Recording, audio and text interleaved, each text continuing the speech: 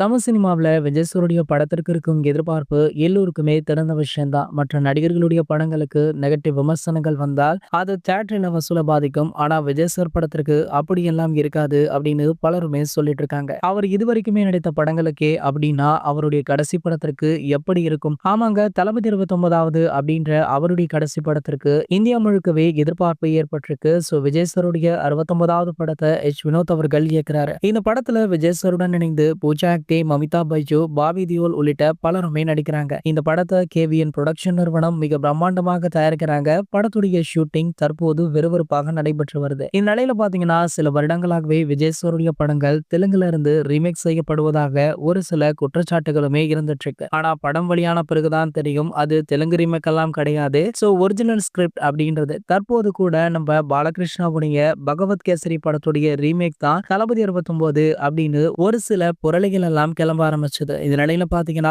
படக்குழு தரப்புல இருந்தே அதை நேரடியாக மறுப்பு தெரிவிச்சிருக்காங்க. ஆகையால இந்த படம் எந்த ஒரு ரீமேக்குமே கிடையாது.